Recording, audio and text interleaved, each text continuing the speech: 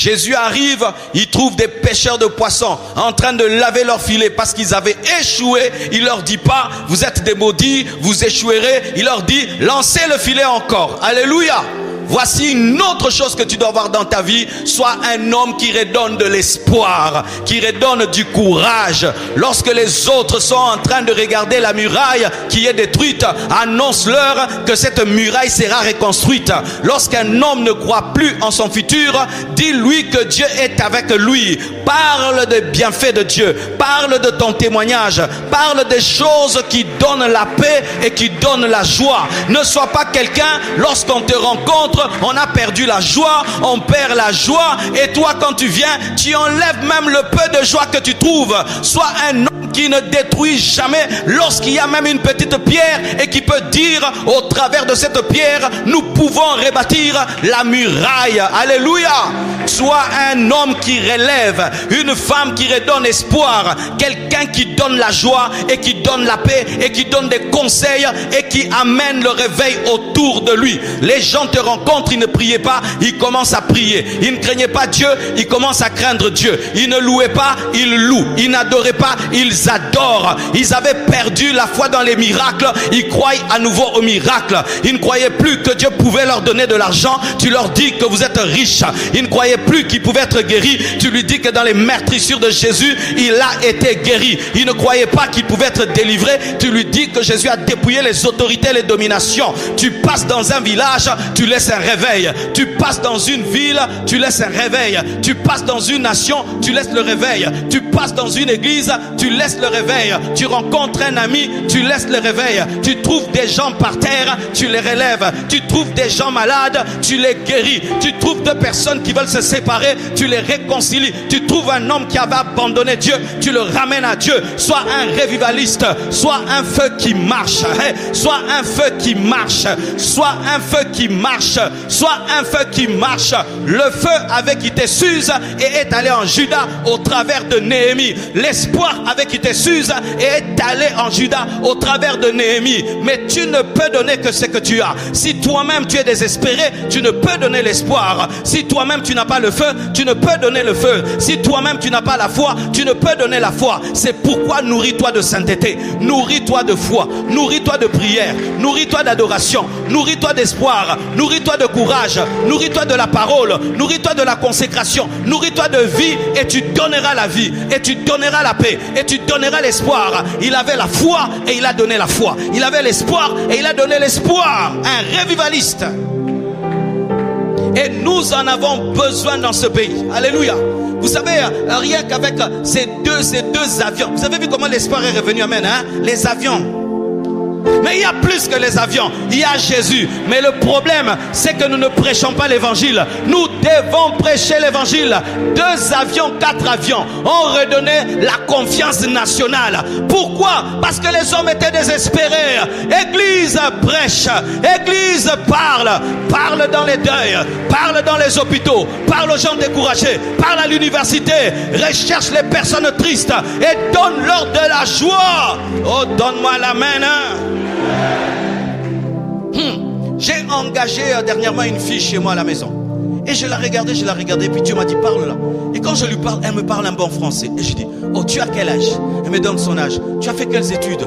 Telles études. Tu étudies où? Elle a étudié dans une bonne école ici. Et je dis, mais pourquoi tu ne vas pas à l'université? Oh non, c'est parce que maman, j'ai dit non. Tu ne dois pas renoncer à tes études. Tu ne dois pas renoncer à ta vie. Tu ne dois pas renoncer. C'est-à-dire, je lui ai dit, tu n'es pas appelé à travailler ici éternellement. Tu travailles quelque temps ici. Tu dois dégager d'ici parce que tu es une grande femme. Tu dois aller. Alléluia. Il n'y a pas un lieu, un endroit pour donner l'espoir. Soyez des hommes espoir, des hommes courage, des hommes espoir, des hommes courage, où tu ne vois pas le monde comme les autres le voient, mais toi tu le vois comme Dieu. Lorsque les gens voient la destruction, toi tu vois leur restauration. Quand ils voient le désert, toi tu vois un verger. Quand ils voient les ténèbres, toi tu vois la lumière. Lorsqu'ils voient les ruines, toi tu vois les murs.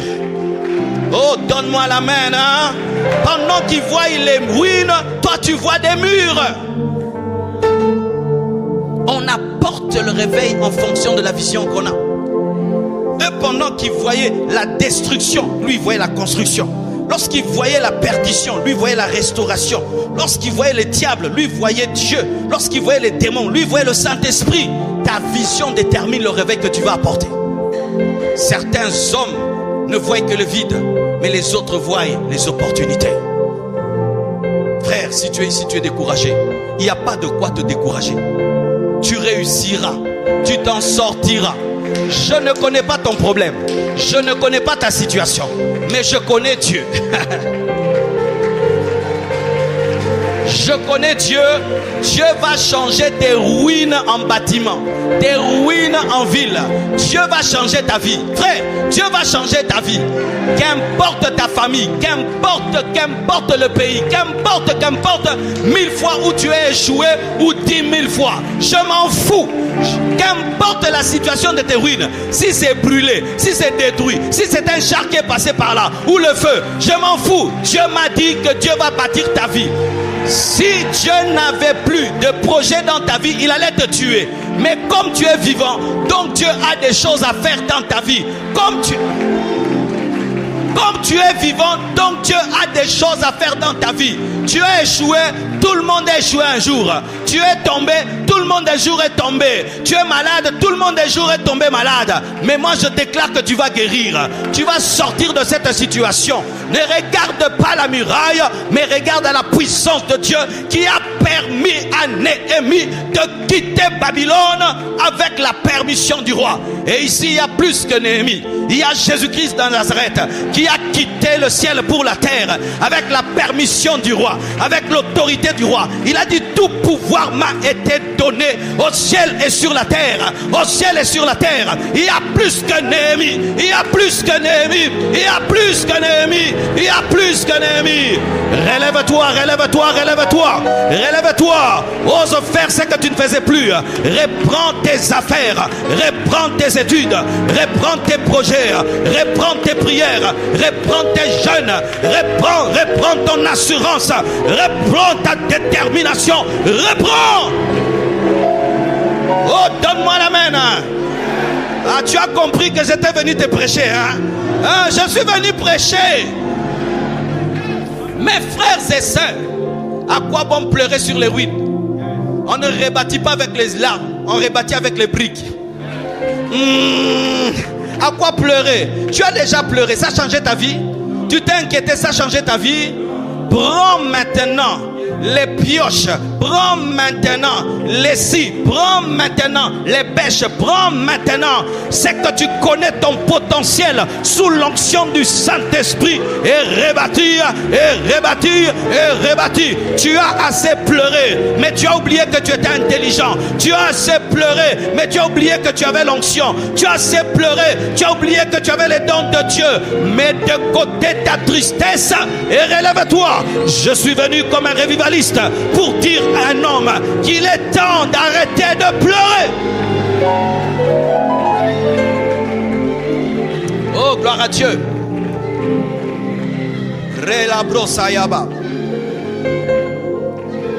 Dis, c'était un homme humble.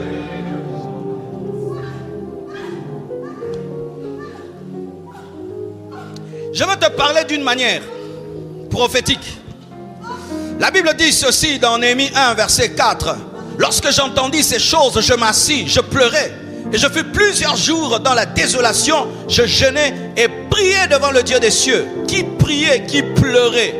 C'était pas n'importe qui. C'était un chanson du roi. Un homme élevé, mais qui pleure, qui pleure, qui pleure, qui pleure. Un politicien qui pleure. Un homme élevé qui pleure. Oh, Raseyaba. Je crois, mes frères et sœurs, que parmi vous, certains ne seront jamais pasteurs. Je crois de tout mon cœur que certains au milieu de vous ne seront jamais envoyés ouvrir des extensions. Mais d'autres seront des ministres, d'autres seront des sénateurs, d'autres seront des députés. Je ne suis pas en train de faire une récitation évangélique. Je suis en train de prophétiser sous l'onction de l'Esprit. Mais promettez-moi une chose, mes frères, soyez humbles dans l'élévation. L'une des choses qui détruit ce pays, c'est que lorsque Dieu élève, on ne pleure plus. Lorsque Dieu élève, on se pense différent. C'est pourquoi l'élévation ne se transforme pas en établissement. Parce qu'une chose est d'être élevé, une autre chose est d'être établi. Tu peux être élevé pendant un mois, tu montes et tu descends, mais lorsque tu es établi, tu meurs sur le trône.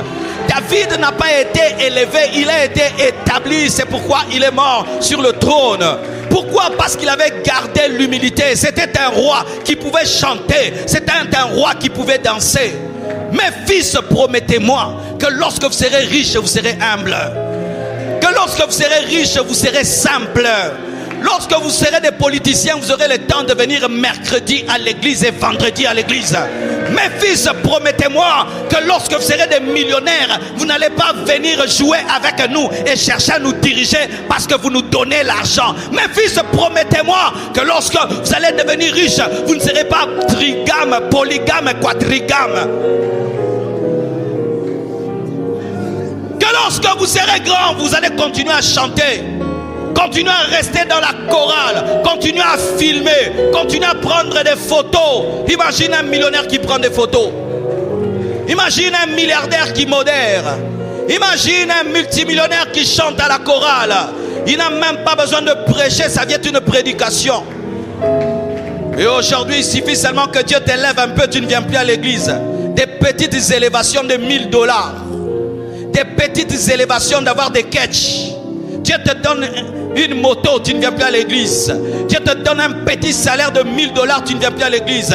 Dieu te donne une petite voiture et maintenant tu commences à venir en retard et tu dis qu'il fait chaud. Il faut qu'on te mette une climatisation à côté de ta tête. Bouzoba Penza. Néhémie était élevé mais il pouvait pleurer. Et lorsque vous lisez la suite de l'histoire, il pouvait veiller avec les autres, tenir les armes avec les autres, travailler avec les autres. Mes frères et sœurs, être élevé est un test. Et sachez que l'élévation ne détruit personne, ça amplifie ce que tu es. L'élévation est un amplificateur. Vous voyez, il y a un ampli.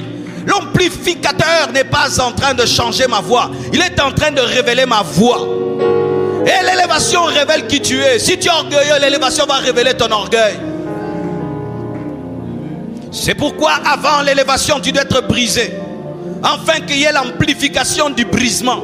C'est pourquoi avant l'élévation, tu dois être humble, afin qu'il y ait l'amplification de l'humilité. Mais si avant que Dieu ne t'élève, tu refuses le brisement, mon frère, lorsque Dieu va t'élever, ça va révéler qui tu es. C'est facile d'aimer Dieu quand tu es pauvre. C'est facile d'aimer Dieu quand tu n'as rien. C'est facile d'aimer Dieu lorsque ton frigo est vide et ton compte en banque est vide et que tu n'es pas honoré, respecté. Pourquoi il n'y a que des pauvres dans les églises la plupart des temps? Où vont ces gens qui sont venus pauvres et qui sont devenus riches? Où sont ces hommes? Où sont-ils? Ils n'ont pas supporté l'élévation. Ils ne sont pas restés humbles dans l'élévation. Comme si Dieu avait commis l'erreur de les élever. Mes frères, lorsqu'on prie pour vous, vous recevez des choses. Quand on vous dit que Dieu vous bénisse, vous recevez des choses. Je suis venu à l'église, j'avais 15 ans, 16 ans, mes frères. On m'imposait les mains, j'ai tombé, j'ai retombé. Et on croirait que j'étais en train de jouer au culbute. Non, je recevais des choses. Aujourd'hui, ça fait de moi ce que je suis aujourd'hui. Frères et sœurs, lorsque les choses que tu reçois vont se manifester, les choses que tu reçois vont se manifester, et que tu vas commencer à voyager dans le monde entier comme tu veux, et à dormir dans des hôtels 5 étoiles, et voyager en business class, garde l'humilité. Ne viens pas à l'église comme si nous sentons mauvais. Ne viens pas à l'église comme si tu nous fais grâce d'être là. Ne viens pas à l'église comme si tu fais grâce à Dieu de venir à l'église. Des choses qui blessent le cœur de Dieu. Regardez cet homme, il devient grand, mais son souci c'est son peuple. Il peut quitter le palais du roi et aller dans des endroits bizarres. Pourquoi? Il a gardé le cœur. Combien de gens, quand Dieu l'élève, il ne peut pas aller dans la maison d'un pauvre parce que ça sent mauvais. Tu lui donnes un verre, ça sent mauvais. Des chrétiens capricieux. Où je reçois Jésus, je suis à l'aise. Toi, un enfant de Dieu, un serviteur de Dieu, je dois te recevoir. J'ai des maux de tête. Ça, il ne va pas boire. Ça, il ne va pas manger. Ça, il ne va pas boire. Ça, il n'aime pas ça. Ça, il n'aime pas ça. Jésus n'est pas compliqué. Jésus n'engendre pas des serviteurs de Dieu compliqués. Lorsque Dieu va vous élever, ne devenez pas des hommes de Dieu capricieux et compliqués. Ce n'est pas la parole de Dieu. Jésus-Christ rencontre des pêcheurs de poissons et il mange le poisson avec eux. Le ressuscité prépare. Les mains ressuscitées ont touché le poisson. Les mains ressuscitées ont préparé le poisson. Vous savez que lorsqu'il fallait arrêter Jésus-Christ, il fallait qu'on lui donne un bisou. Pourquoi? Parce qu'il était tellement confondu aux autres. L'humilité, le roi des rois, le seigneur des seigneurs. Frère, quand tu as l'argent, tu entres ici, tu oublies ton argent. Tu as des diplômes, tu oublies tes diplômes. Tu oublies qui tu es. D'ailleurs, tu es quoi? Tu es quoi? Tu es quoi? Qui tu es? Qui tu es? Dis-moi. Un homme qui va même pas atteindre 120 ans. Est-ce que tu connais tout? Tu ne connais pas tout. Est-ce que tu as tout? Tu n'as pas tout. Est-ce que tu peux tout? Tu ne peux pas tout. Est-ce que tu es partout? Tu n'es pas partout. Maintenant, tu es orgueilleux de quoi? Même si tu as des milliards, tu vas les emporter? Vous les milliardaires qui êtes devenus des orgueilleux, vous allez laisser ça. C'est nous qui allons manger ça. Parce qu'aucun milliardaire ne peut consommer ces milliards. Bill Gates mourra, il va laisser ça. Elon Musk, il va laisser ça. Tu es orgueilleux de quoi? De ce que tu ne peux même emporter. Car même si on t'enterre dans un cercueil en diamant, ce n'est pas le tien.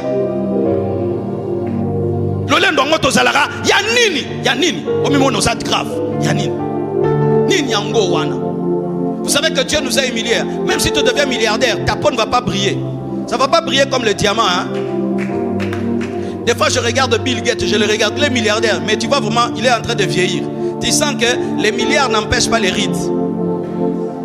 Hein, vous le voyez, non? Même son dos s'est courbé, non? N'est-ce pas? Même qu'il est milliardaire, mais il commence à regarder en bas. Une fois, on fait une émission, je vois vraiment qu'il marche maintenant comme ça. Les milliards n'empêchent pas le vieillissement. La puissance de Dieu est au-dessus de tout. Dis à 5 personnes, sois humble, frère. Sois humble déjà maintenant. Sois humble déjà maintenant. Sois humble déjà maintenant. Sois humble déjà maintenant. Déjà maintenant. Déjà maintenant.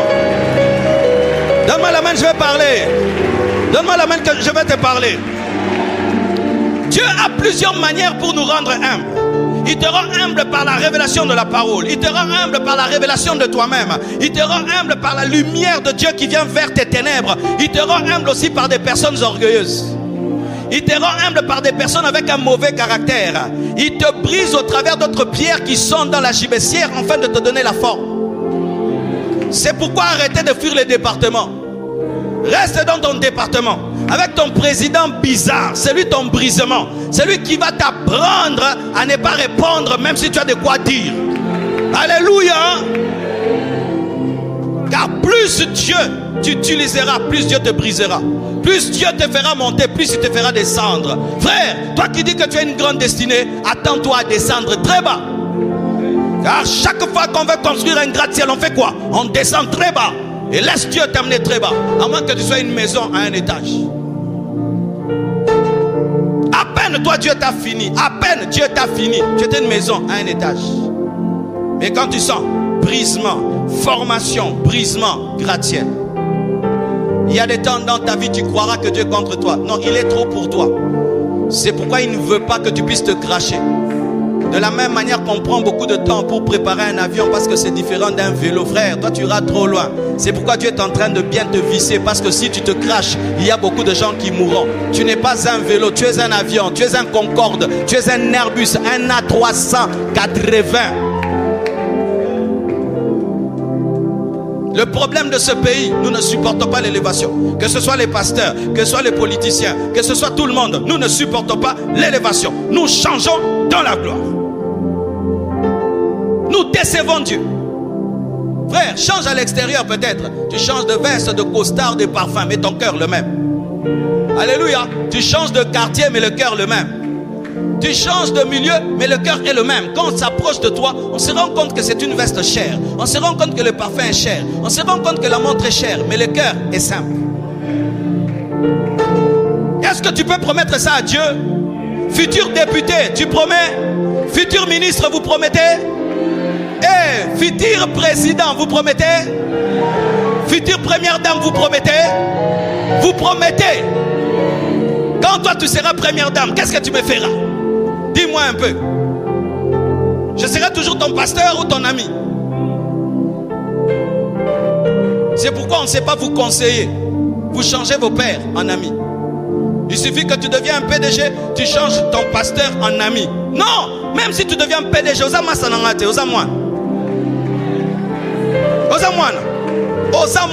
et moi je ne donne pas le droit aux fidèles de me tutoyer. Moi on ne me tutoie pas. Oh pasteur, tu sais, vous savez, tu me vous voyez, même à Lingala, beau.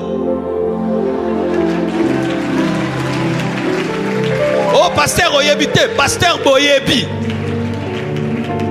Donne-moi la main, hein.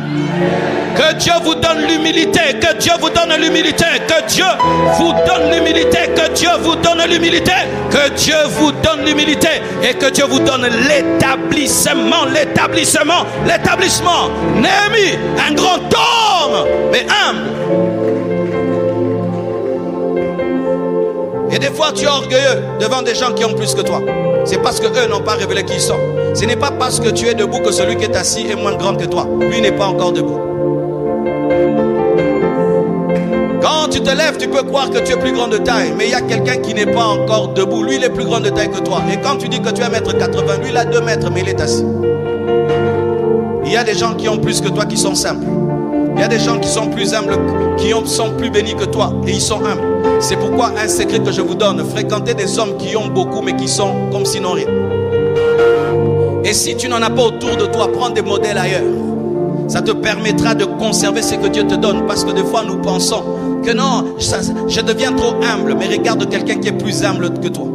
Il y a quelqu'un qui me brise dans le ministère, il s'appelle Adeboyi, le pasteur qui est la plus grande église du monde. Ce pasteur là, chaque fois que je le regarde, je deviens humble, je dois devenir humble. Pourquoi? Parce que cette église c'est sa chorale. Toute l'église Compassion c'est sa chorale. Mais il faut voir l'humilité qu'il dégage. Maintenant, comment je peux être orgueilleux à côté d'un tel homme? Mais ton problème c'est que tu fréquentes des orgueilleux. Et tu fréquentes des gens qui ne font que t'encenser et qui ne te brisent pas. C'est pourquoi tu arrives vite. Mais si tu fréquentes des gens qui n'arrivent jamais, tu n'arriveras jamais. Je sens que Dieu parle ce soir. Et Dieu nous parle à nous tous. Alléluia. Même nous en tant que communauté, mes frères, d'ici là on va finir ce temple. Vous savez qu'on va le finir. Alors n'ayez pas l'orgueil du temple. Soyons fiers que de Jésus. Le temple restera au jour de l'enlèvement. Vous savez que l'Antichrist va récupérer les temples, vous savez. Après l'enlèvement, les temples seront acquis. Mais oui, c'est la vérité. Notre fierté, c'est Jésus. Notre fierté, c'est la parole. Nous construisons un temple parce qu'il faut prier dans de bonnes conditions. Mais notre fierté, c'est Jésus. C'est Jésus. Alléluia. Lorsque l'église a comme fierté le temple, l'église tombe dans l'orgueil. Et il y a beaucoup d'églises qui ont l'orgueil du temple. Mais les temples, ce sont des pierres. Ce sont des pierres. Tu finis un temple et puis tu es orgueilleux. Oh!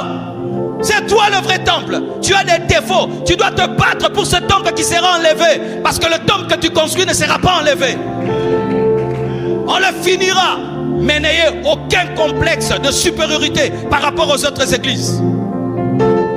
J'ai reçu une fois dans notre église à Lemba, lorsqu'on priait sous les bâches HCR bleu, un frère d'une église construite, il est venu un dimanche. Mes frères, il ne priait pas. Il regardait seulement nos bâches. Il regardait nos tam-tams. Mais l'onction était là, dans son église construite. Il n'y avait pas d'onction. J'allais des fois dans son église. Mais ils viennent dans une église avec des HCR, des bâches, mais les guérisons, les miracles, ils ne pouvaient pas être concentrés. Pourquoi? Il n'y a pas d'étole, il n'y a pas de ciment. Ah bon? Jésus nous a laissé un temple. Que ta fierté ne soit que Jésus. Que ta fierté ne soit que Jésus. Parce que tu peux tout perdre, mais tu ne perdras jamais Jésus. Tu peux perdre le travail, tu peux perdre ton compte en banque, tu peux perdre tout, mais tu ne perdras jamais Jésus. Hey. C'était un homme occupé qui avait le temps de prier. Néhémie. On lui annonce la situation de Jérusalem. Il pleure, il jeûne. Et regardez, lorsque même le roi lui pose la question, il dit je priais. C'était un homme qui priait même dans la conversation. C'est écrit, n'est-ce pas?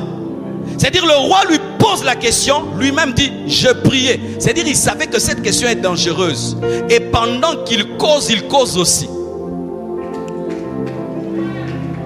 Il n'était pas dans le Nouveau Testament.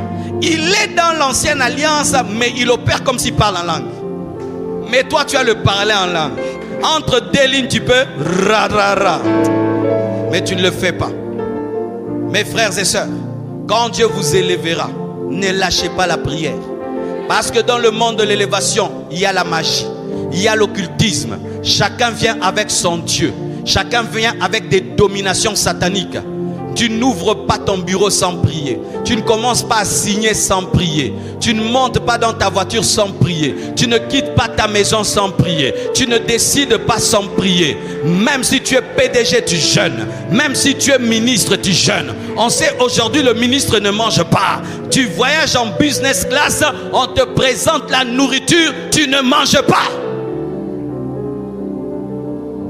Mes frères, soyez des hommes de prière. S'il y a quelqu'un ici qui a perdu sa vie de prière, récupère-la. En ce temps de la fin, tu ne peux pas te permettre de ne pas prier. La prière aujourd'hui, c'est comme l'insuline du diabétique. Oui, c'est l'image que Dieu m'a donnée. La prière, c'est comme l'insuline du diabétique. Le diabétique n'oublie jamais l'insuline. Pourquoi?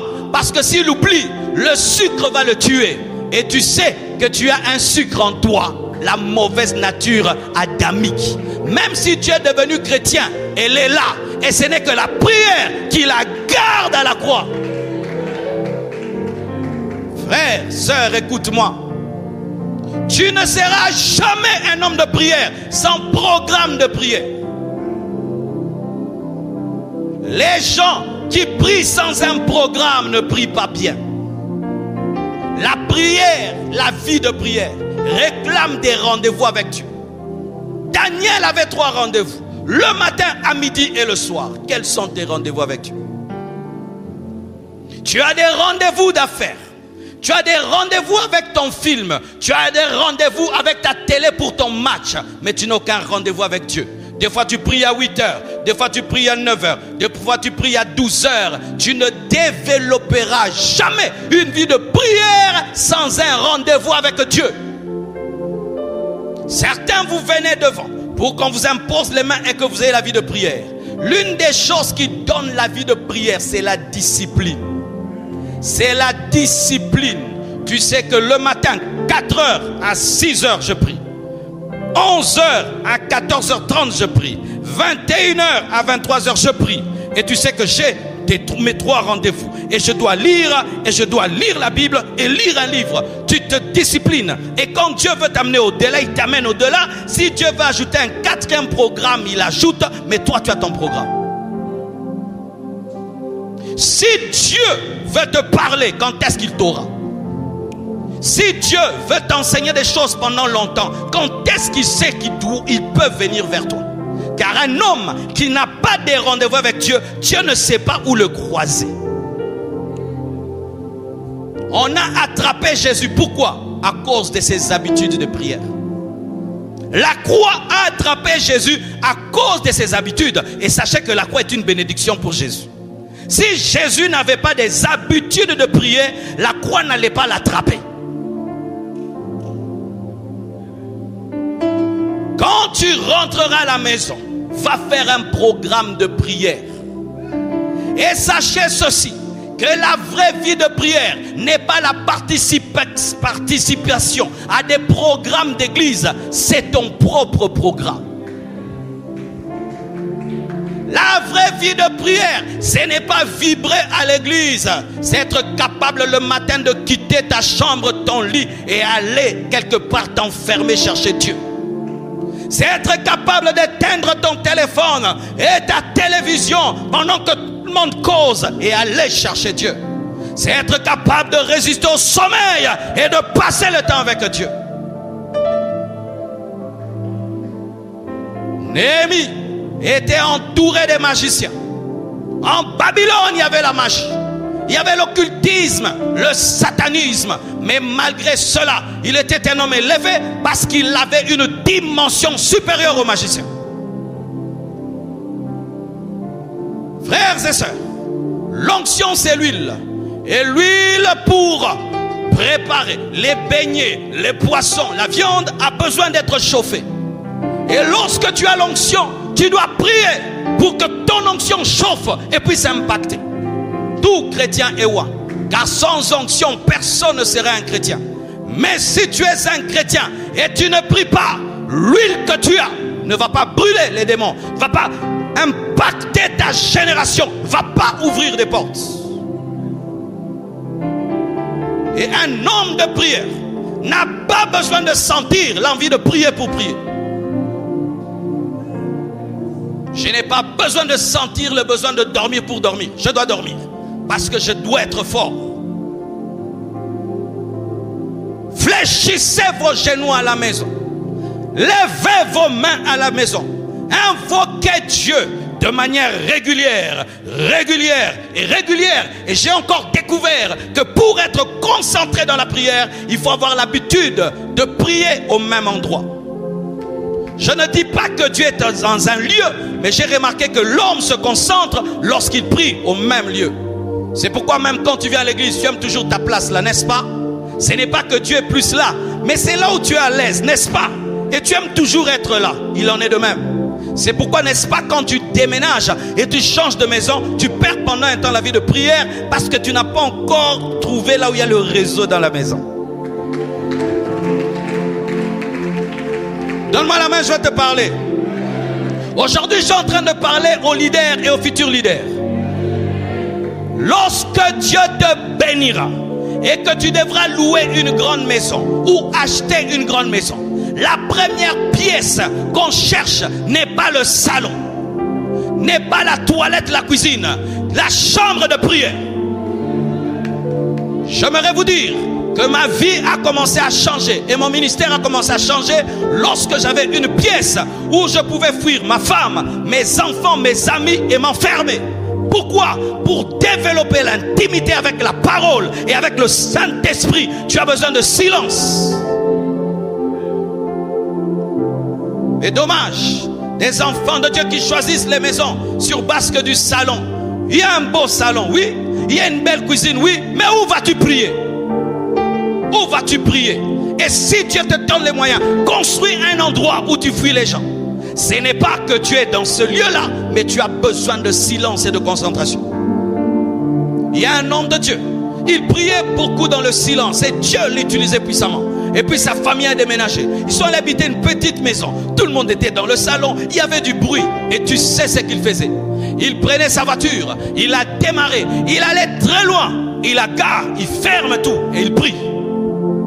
Parce que frère, perdre la vie de prière, c'est mourir. Perdre la vie de prière, c'est mourir. Lorsque le diable veut te tuer, il va tuer ta vie de prière d'abord. Lorsque le diable veut te tuer, il va t'arracher tes moments de prière. Lorsque le diable voudra te tuer, il va déstabiliser tes rendez-vous avec Dieu. Parce qu'il sait que c'est là que tu es nourri. Il sait que c'est là que tu reçois l'insuline spirituelle. Il sait que c'est là que Dieu te fortifie et te parle. Vous tous qui avez remplacé vos moments de prière par des films, par la télé, par l'internet, remettez Dieu à sa place. 5 heures du temps au téléphone et Pesayonini. 5 heures du temps sur internet, ça t'a donné quoi? Au point même aujourd'hui qu'il y a des applications sur nos téléphones qui nous disent le temps que nous passons au téléphone. Ton propre téléphone t'accuse 8 heures du temps. 8 heures, ton iPhone te dit 8 heures du temps. Et quand tu élèves, il dit cette semaine tu as vraiment regardé le téléphone. Oh, cette semaine tu as baissé. Tu étais à 4, maintenant tu es à 3. Vas-tu continuer à passer ta vie devant un écran qui ne change pas ta vie? Vous devez choisir, mes frères, entre vos téléphones et fléchir vos genoux. Il y a des choses que le pasteur ne fera jamais pour toi. On est en train de mentir aux Congolais que le pasteur priera toujours pour eux et pour tout. Il y a des choses que Dieu ne te donnera que par toi-même.